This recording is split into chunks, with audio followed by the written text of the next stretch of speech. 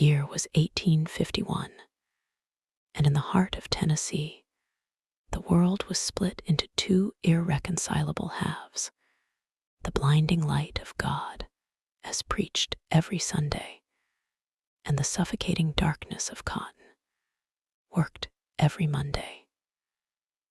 Reverend Isaiah Thorne, a man whose voice was a granite pillar of Southern morality, stood as the bridge between these two worlds, ensuring that the former justified the latter. His church, a stark white temple on the hill, was the physical and moral peak of the community, a fortress built of conviction and fear. Reverend Thorne's authority was absolute, but his foundation was rotten. Unknown to his congregation, his financial life was a tightrope walk over an abyss. A series of speculative cotton investments in '49, fueled by an arrogant belief in his own divine favor, had collapsed, leaving him deeply indebted to powerful Northern and Nashville creditors. His outward piety was, therefore, not just conviction, but a necessary facade to maintain the credit and social standing that prevented his bankruptcy and professional ruin. His soul was mortgaged to the very worldliness he condemned. Abigail, his only daughter, lived in the suffocating silence of the parsonage, a house perpetually dusted with piety, its air cold and still like a tomb. At 22, she was an artifact of her father's rigid virtue, pale, precisely dressed, confined in a whalebone corset that bound her body tighter than any social expectation. Her hair was pulled back so severely that her brow ached. Her clothes were made of thick, joyless fabrics, chosen for their modesty and the deliberate suppression of all feminine form. Her greatest sin in her father's eyes was her restlessness, the quiet intellect she hid behind lowered lashes. She devoured forbidden books, texts of philosophy and history smuggled to her by her mother, the only quiet act of rebellion Mrs. Thorne, a woman rendered mute by decades of spiritual and emotional servitude, had ever managed. Abby saw the world not through the lens of Scripture, but through the brutal clarity of logic and observation, her mind constantly seeking the fault lines in her father's perfect structure. Sunday morning's sermon was not an appeal to grace. It was a furious declaration of war against moral contamination, a term the Reverend used to shield his financial and racial anxieties.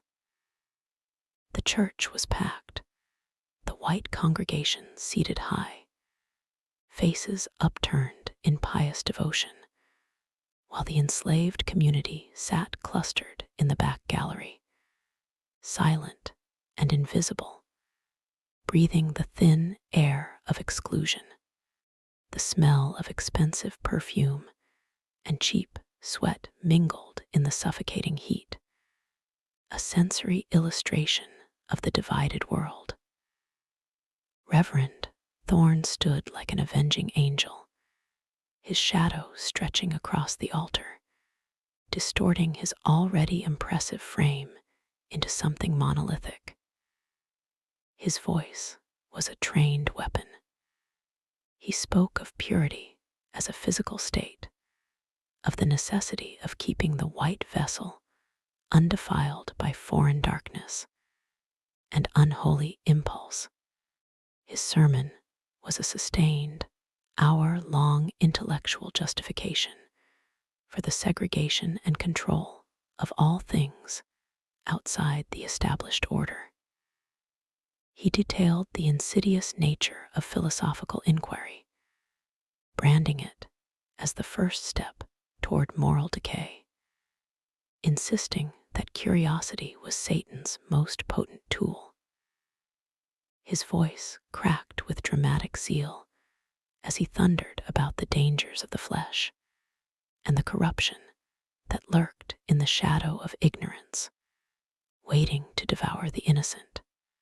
He focused intensely on the women in the front pews, and most intensely on his daughter, Abigail, who sat directly beneath the pulpit.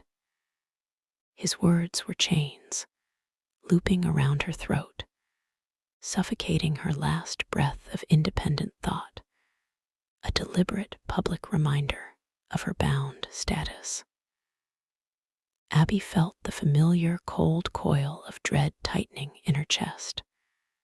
The hypocrisy was palpable, a dense, nauseating presence. She looked down at her hands, gloved and folded correctly in her lap, and felt the lie as a physical illness. Her father preached purity while presiding over a system built on theft, rape, and forced labor, a structure where the body was constantly profaned in the pursuit of wealth. The white cotton of her dress felt like a shroud. She glanced up, a small, involuntary act of seeking escape, and her gaze, drawn by a single point of stillness that defied the chaos of the sermon, landed on the back gallery. She saw Jonah. Jonah was one of the enslaved men from the Thorne estate, employed as a blacksmith and carriage driver, a position that gave him unusual visibility and dangerous freedom of movement. He was known for his quiet, massive physical presence and his terrifying reserve. He was a man defined by stillness. He never fidgeted, never swayed, holding an internal equilibrium that seemed impossible under the circumstances. While every other enslaved person in the gallery had their head bowed in forced reverence or strategic invisibility, Jonah sat with his back straight, his head slightly titled, and his eyes, a deep, ancient black, fixed not on the reverend, but on the massive stained glass window high above the altar. He was looking through the sermon, past the reverend's theatrical rage, focused on the refracted light that had nothing to do with the man preaching below it. He was physically present, yet spiritually and intellectually miles away, observing the pure geometry of light, a profound act of invisible defiance. Abby watched him, utterly transfixed, a sensation akin to finding a sudden, vast oasis in a desert. In his stillness, she saw the answer to her father's lies. The Reverend was thundering about the dangers of ignorance, but Jonah's gaze held the concentrated essence of profound, suppressed knowledge, a wisdom born of observation, not inherited text. He possessed a terrifying, unburdened clarity that she, the privileged daughter, desperately lacked. She felt an instantaneous, overwhelming pull, not of physical desire, but of intellectual hunger. She needed to know what he saw when he looked through the window. She needed to know what truth he held that allowed him to remain so completely detached from the white rage consuming the room. The seed was planted, a sharp, dangerous sliver of doubt under the thick soil of her upbringing. That afternoon, the sermons continued, the endless, grinding cycle of prayers and hymns designed to keep the mind bound. Abby moved through the motions mechanically, feeling the shift in her inner landscape. The purity her father demanded felt suddenly like decay. Monday morning arrived, ushering in the harsh reality of the work week. The atmosphere in the parsonage, relieved of the Sunday performance, was still cold and oppressive.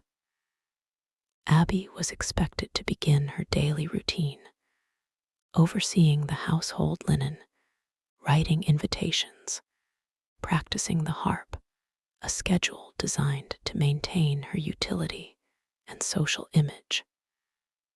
But the sight of Jonah, his quiet defiance, had violently disrupted her routine. She found herself unable to focus on the fine script or the smooth keys of the harp. Her hands, trained for delicate work, felt suddenly clumsy, yearning for honesty. That afternoon, she saw him again. Jonah was working in the small, open-air forge near the stable, hammering a carriage wheel rim. The rhythmic clang of the hammer against the iron was the only pure, honest sound on the entire plantation, a sound of creation, not control, a sound of the elemental world bending to human will. He was stripped to the waist, his skin dark and slick with sweat and soot, revealing the physical power her father had so explicitly categorized as dangerous flesh. Abby stood watching from the edge of the stable yard, hidden partially by a stack of lumber. Her gaze lingered not on his muscles, but on the precision of his movements, the quiet focus in his eyes.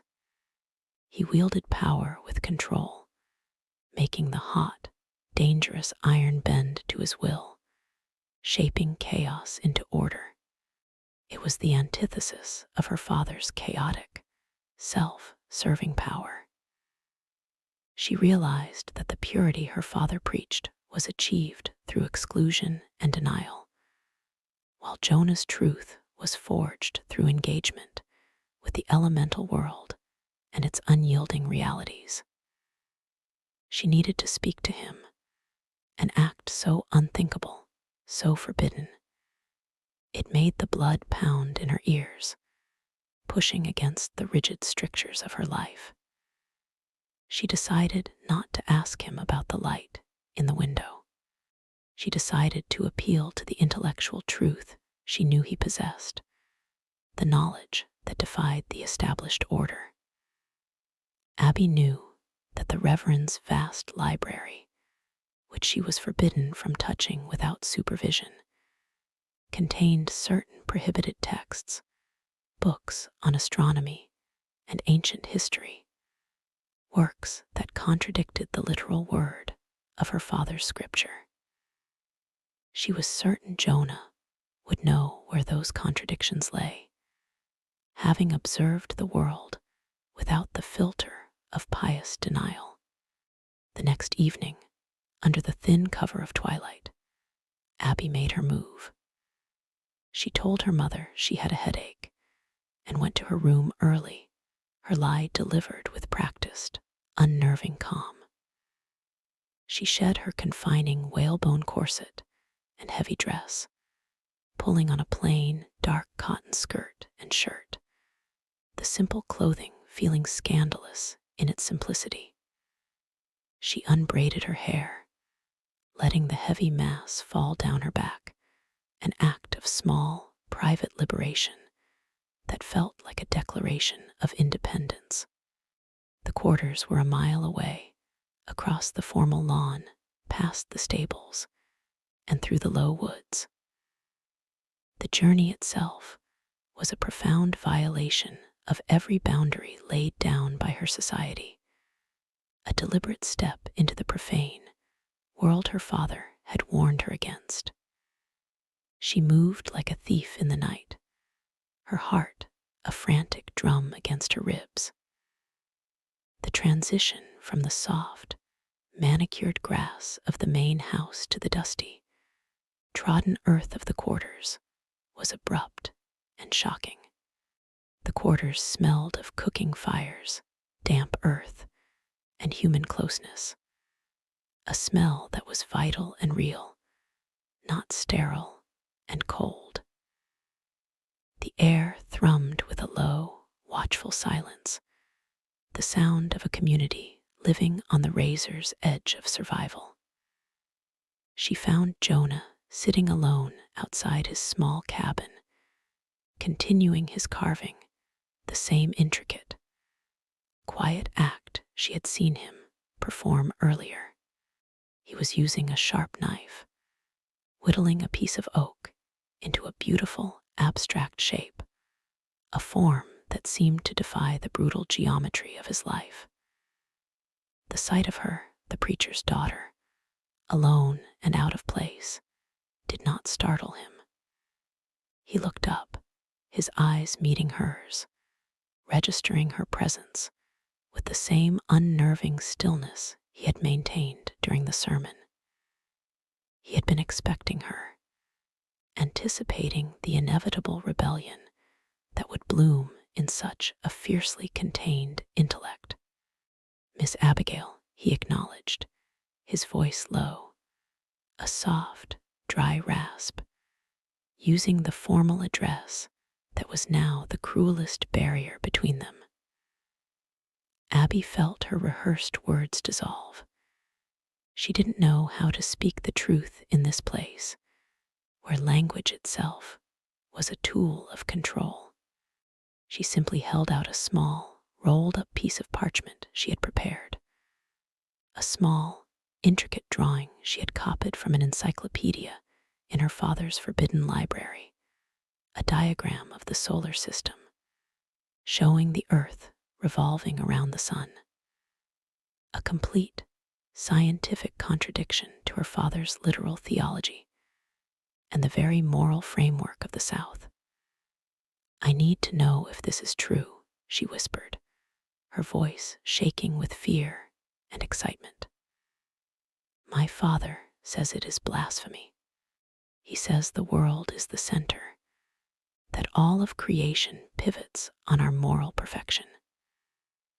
Jonah took the parchment, unrolled it slowly, his large, calloused fingers handling the delicate paper with unexpected tenderness. He studied the diagram, the orbits, the sun, the relative sizes, and a slow, profound smile, the first she had ever seen on his face, spread across his features. It was a smile of intellectual satisfaction, a dangerous, beautiful smile that acknowledged a shared secret, a mutual understanding of a higher truth. He looked up at her, past her fear, past her privilege, seeing only the shared spark of rebellion. His gaze was the most honest, unfiltered connection she had ever known. "The world is not the center, Miss Abigail," he said, his voice dropping to a low, powerful murmur, the sound rich with suppressed history. "Your father's world is a small cage built on paper and fear, designed only to contain those he rules.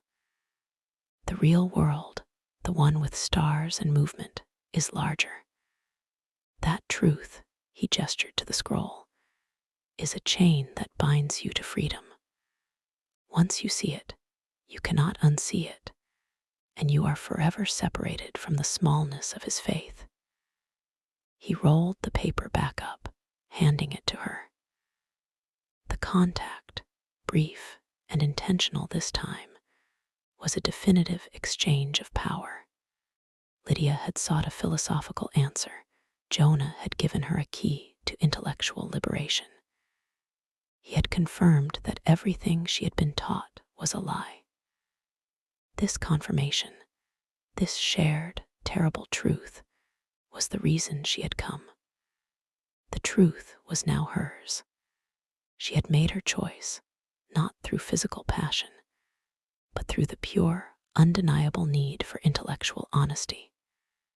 She turned, clutching the scroll, running back toward the main house, leaving behind the dark, forbidden sanctuary where she had found her truth.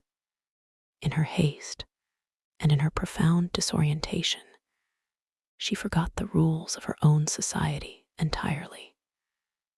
She ran with a desperate, wild freedom that made her forget the precise, delicate shoes she had shed near the edge of the quarter's dirt path. She ran toward the dawn barefoot, carrying a blasphemy in her hand and a revolution in her soul. The sun was just beginning to break the horizon when she reached the edge of the lawn. But she was not unseen. The overseer, Jensen, who had spent the twilight hours patrolling the boundaries, noticed the slender, dark figure sprinting across the bright green grass. He had seen the daughter leave, and he was close enough to see the frantic, barefoot return. He saw the dark, disheveled clothes, the wild hair, and the sheer terror in her face. And he knew exactly where she had come from. The master's prize vessel had been contaminated, and the sight of her bare feet on the sacred lawn, the symbol of her impurity, was the undeniable, profane evidence. The scandal was born not in the quarters, but on the pristine green carpet of her father's pride. Jensen smiled, a cold, vicious curl of the lips. He held the secret that could destroy the reverend, the daughter, and the peace of the entire county. He knew his own moment of power had finally arrived. He turned and walked directly toward the parsonage, ready to deliver the morning's sermon of total destruction. Jensen did not rush. He was a man who understood the value of timing, savoring the profound leverage he now possessed over the most powerful moral authority in the county. He walked slowly toward the parsonage kitchen, where the reverend often took his first coffee, meticulously plotting the precise order of his accusations. Jensen entered, not with the usual deference of a subordinate, but with the quiet, chilling confidence of a man holding a loaded gun, savoring the moment he would shatter the pedestal of his employer. Reverend Thorne was seated at the breakfast table, a pristine linen napkin tucked into his collar, dictating prayers to his meek, silent wife, the picture of self-satisfied, ordered life. He looked up, annoyed by the intrusion of the overseer into his refined morning ritual, accustomed to immediate, unquestioning obedience. "What is it, Jensen? Out with it. I have sermons to prepare that will save souls, not count cotton," the Reverend snapped, his voice impatient, his mind already on the theological structure of his next public address. Jensen did not flinch. He leaned against the heavy oak table, his eyes boring into the Reverend's. He spoke slowly, deliberately, choosing words that would inflict the maximum calculated damage, hitting every point of the Reverend's moral code. "Reverend, I witnessed a defilement this morning. Profanity on your sacred ground. Your daughter, Abigail. I saw her running just now across the formal lawn from the edge of the quarters. She was running like a stray animal. Her shift was stained with the quarter's dirt. And her feet, sir, they were bare. The effect was instantaneous and absolute. The Reverend went from irritation to a terrible, blotchy white, the color of clay.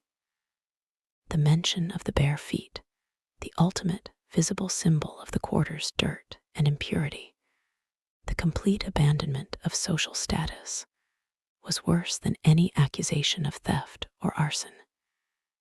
It was a breach of the moral quarantine he had imposed on his family and his doctrine. The sheer, public, undeniable visibility of the act was the true horror, a spectacle witnessed by the dawn.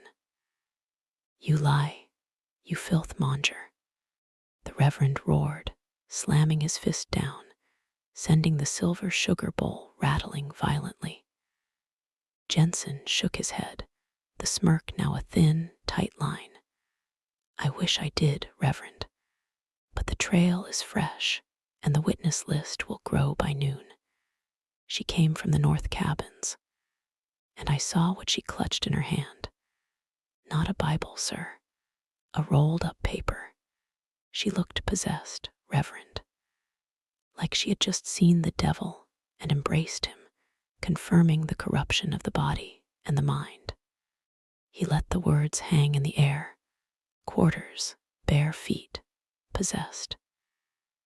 He had painted a picture of moral and physical contamination that struck at the core of the Reverend's authority. The Reverend pushed back his chair, the scraping sound echoing the violent tearing of his carefully constructed world. He didn't question Jensen's motive, only the horror of the event.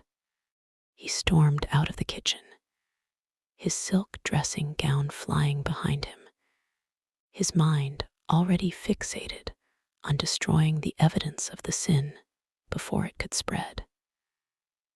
Abigail, having reached her room, had quickly redressed, attempting to restore the illusion of order. She was standing by her window, her heart slowly slowing its frantic pace, when the massive oak door of her room burst open with a force that rattled the glass. The Reverend stood framed in the doorway, no longer a preacher, but an inquisitor, a figure of raw, contained terror.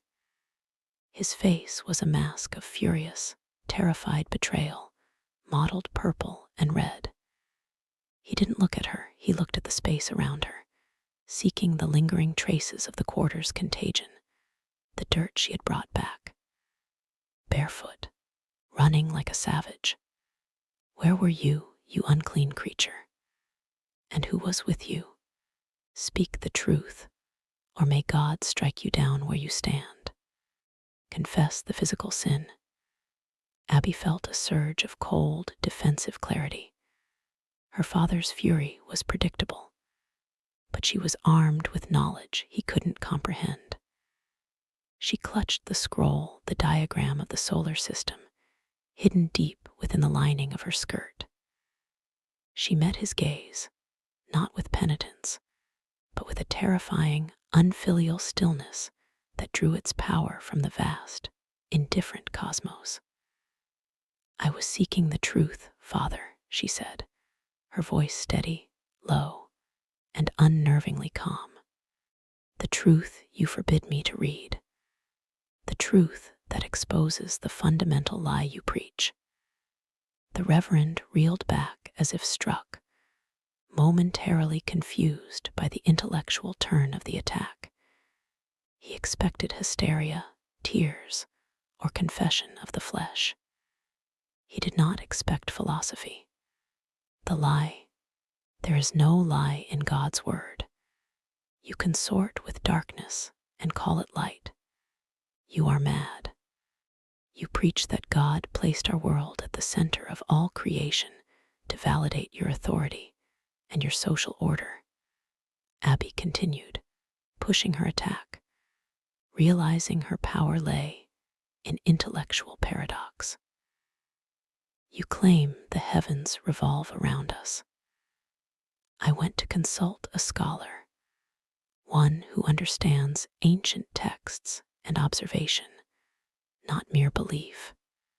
She dramatically pulled the scroll from her skirt and unfurled it, displaying the diagram of Copernicus and Galileo, the image of the sun at the center, the earth orbiting merely as one of many celestial bodies.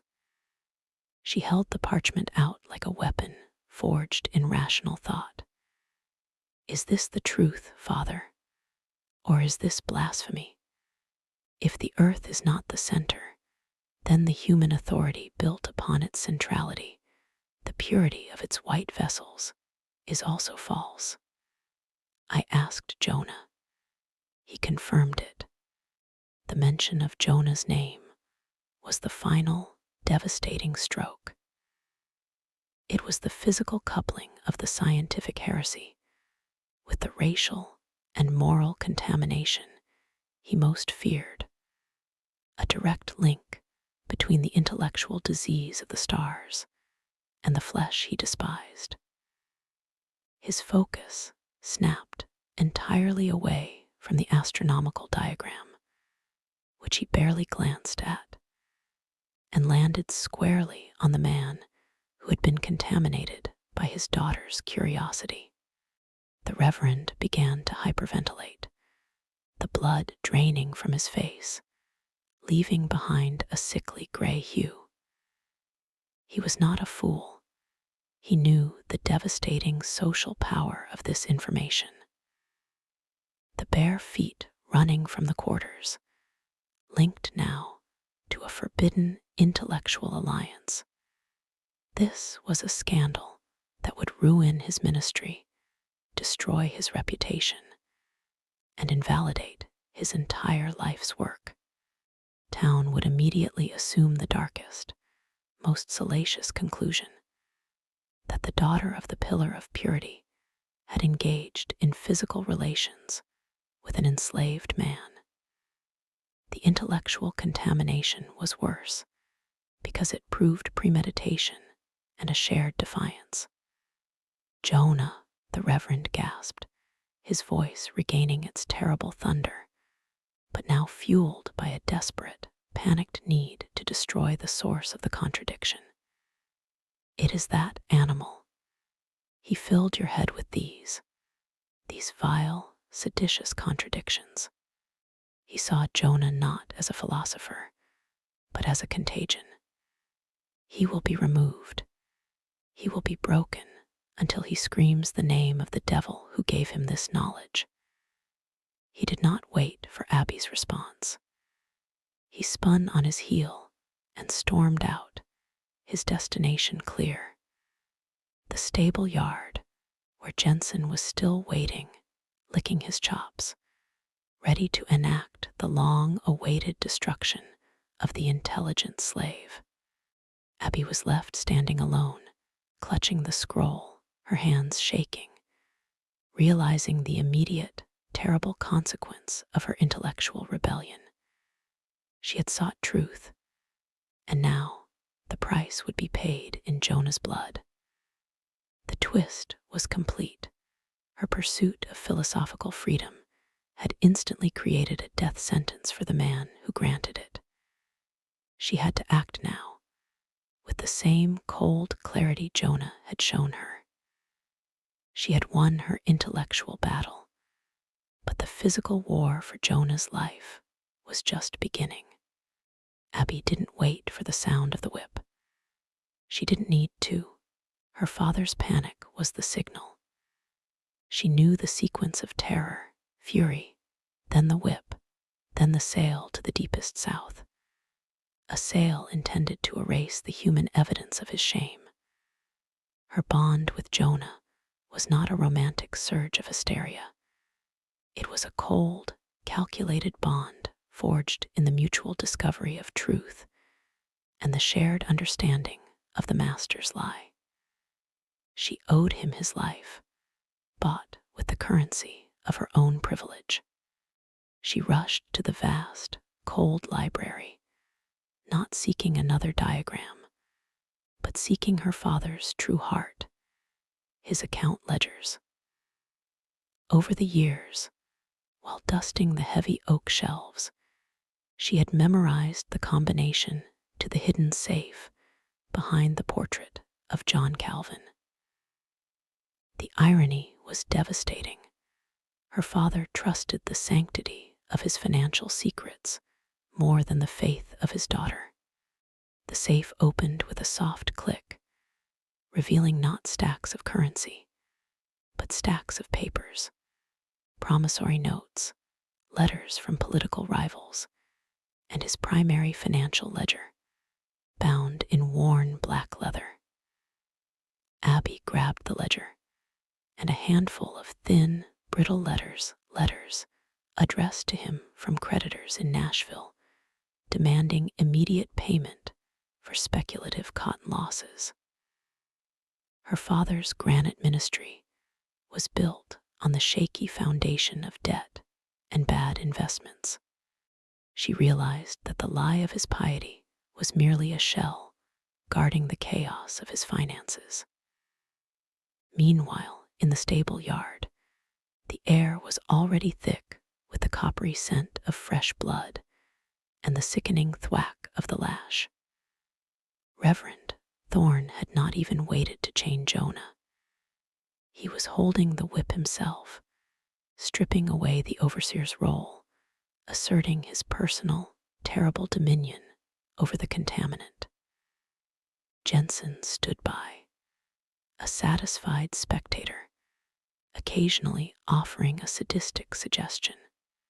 Jonah was tied to the hitching post, his broad back already laced with dark, open wounds.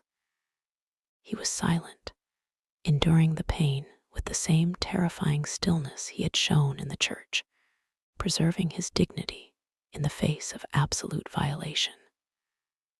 The Reverend was screaming, but not scripture. He was screaming his own fear, demanding Jonah confess to the physical contamination of his daughter, hoping to twist the narrative back into the familiar pattern of lust and sin. The girl is a liar. She came to you. Confess to the flesh, animal. Say you seduced her. Say you corrupted the vessel of purity. The Reverend shrieked, his face contorted in a mask of manic terror, his white shirt splattered with Jonah's blood. He needed the physical sin to displace the intellectual heresy. He needed the community to believe his daughter was merely a victim of lust, not a willing seeker of forbidden truth. Jonah remained silent, his lips pressed tight, staring not at the Reverend, but at the dust beneath his own feet. He would not give the Reverend the lie he needed to maintain the public order. He would endure the destruction of his body to preserve the integrity of their shared truth and the safety of the woman who sought it. Abby burst into the stable yard. She did not scream. She did not plead. She walked with the cold, deliberate purpose of a senator addressing the floor of the legislature. She was dressed in one of her mother's dark, heavy woolen dresses, the color of authority, her hair pinned back tight, a perfect imitation of the formidable woman her father always presented to the world. She walked directly between the Reverend and Jonah, stopping the whip mid-swing. Her voice, amplified by the sudden, dramatic silence of the yard, was steady and absolutely cold.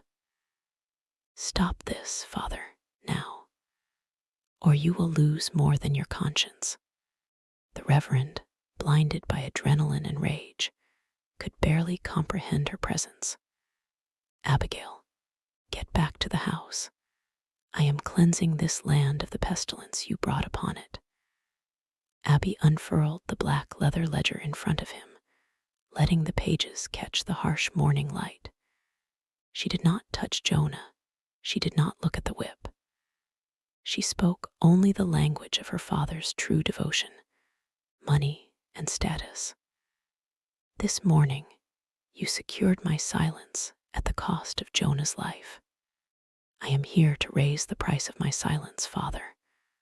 I know everything.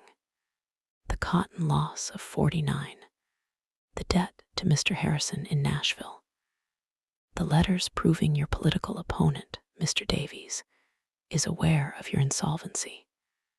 You torture Jonah to displace the intellectual sin I committed.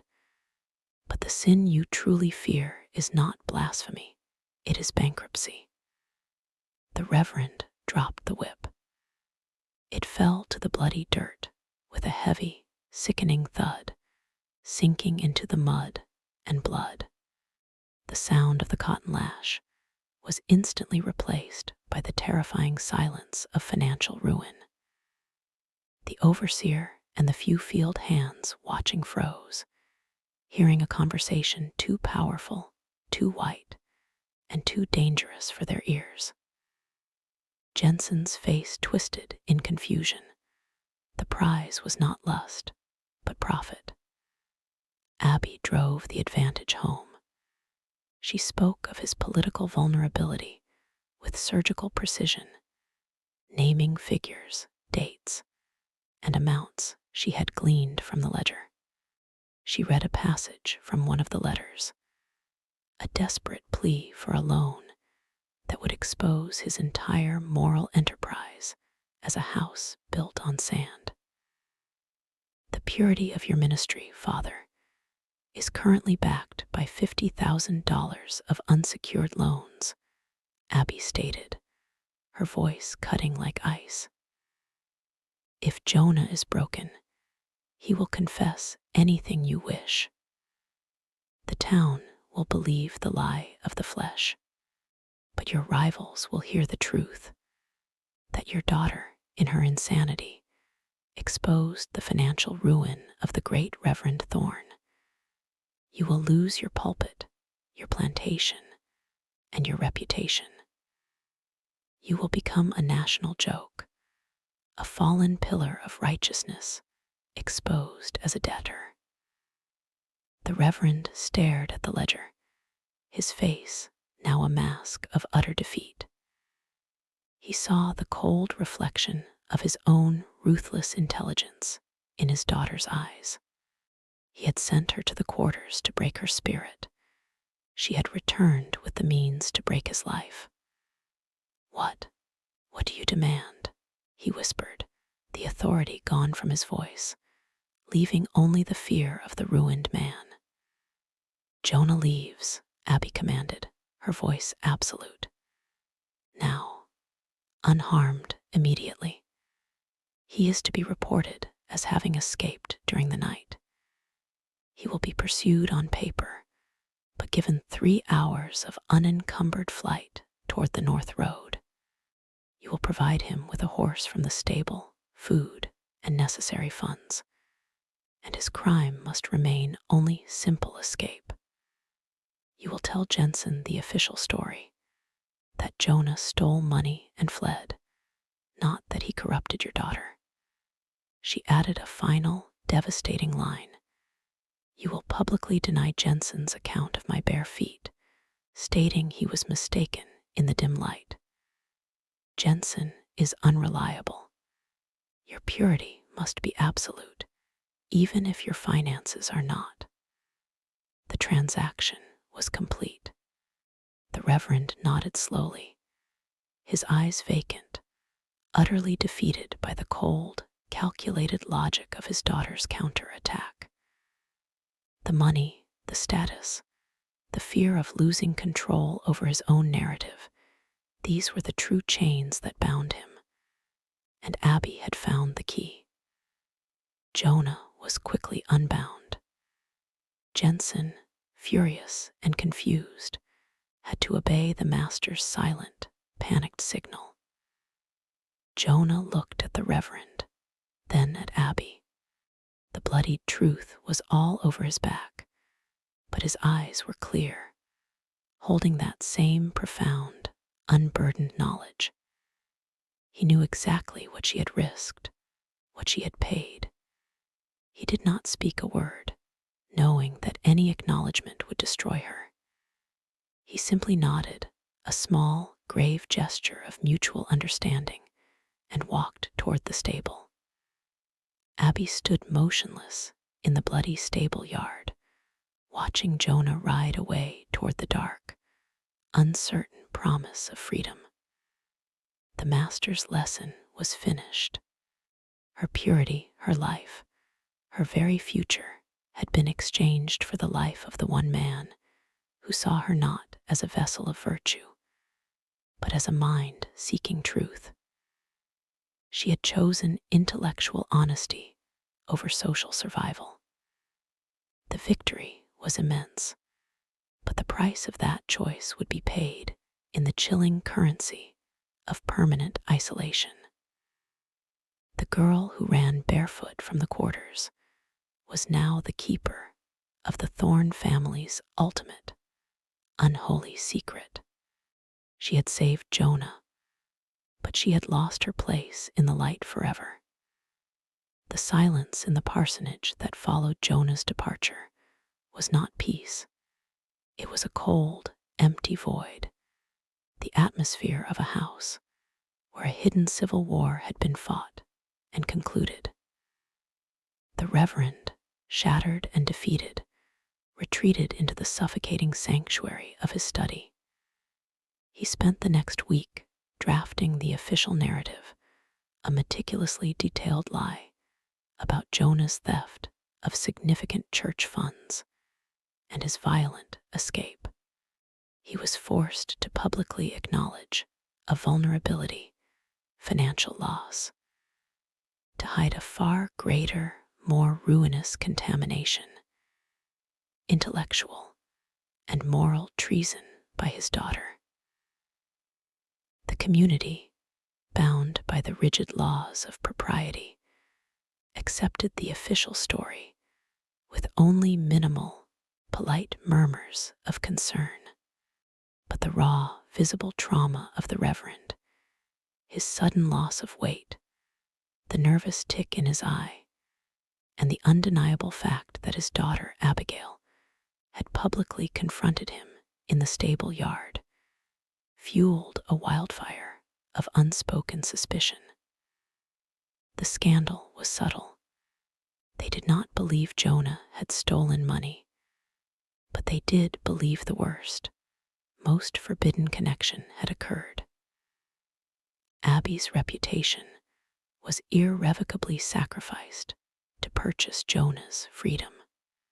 Abigail, the architect of this ruinous bargain, was confined to the parsonage, not officially imprisoned, but imprisoned by the consequences of her own actions. Her mother, Mrs. Thorn, ceased to speak almost entirely. She saw the cold, ruthless intelligence in her daughter's face and recognized the senator's cruelty, refined and turned against its originator. Her mother understood that the girl who left the quarters barefoot had returned with a soul toughened by truth. She offered Abby no comfort, only the sad, silent complicity of the oppressed wife. Abigail's new life was defined by the ledger and the library. She spent her nights meticulously managing her father's chaotic finances, ensuring he remained solvent enough to avoid the external bankruptcy that would expose their secret. She used her inherited mathematical skill, now honed by necessity, to shuffle debt, extend promissory notes, and perform the intricate balancing act that kept the illusion of the great Reverend Thorn afloat. Her financial mastery was the chain that bound her father to her control, a powerful, invisible leash. By day, she retreated to the massive, forbidden library. She no longer merely dusted the books, she read them openly, devouring the astronomical and philosophical texts that Jonah had validated. She studied the cosmos, realizing the small, self-centered world of Tennessee was indeed irrelevant to the vast, indifferent movements of the stars. This intellectual freedom was her only joy, the silent echo of Jonah's presence. Her most profound ritual occurred every night. She would climb the back stairwell to the garret, a seldom used space with a single window facing north. There, she would open the scroll, the diagram of the sun and the planets, and then look up at the cold, vast night sky. She would trace the constellations, seeing the truth that Jonah had confirmed. The heavens were not revolving around her father's pulpit. They were moving in a rhythm that transcended human law and human cruelty. Abigail was utterly alone. The young men who once courted her now avoided her as if she carried a physical disease. She became the living symbol of moral contamination, the pariah who had seen the quarters and returned changed, a dangerous woman who knew too much. Yet, this isolation was her final victory. She was free from the corset, the societal expectations, and the marriage that would have suffocated her soul. She had traded her purity and status for truth and intellectual freedom. Decades passed. The Reverend Thorne remained in his pulpit, preaching increasingly desperate sermons about moral decline, his fire dimmed by the constant terror of financial exposure. Abby remained in the parsonage, the silent, gray-clad custodian of his secret and his financial solvency.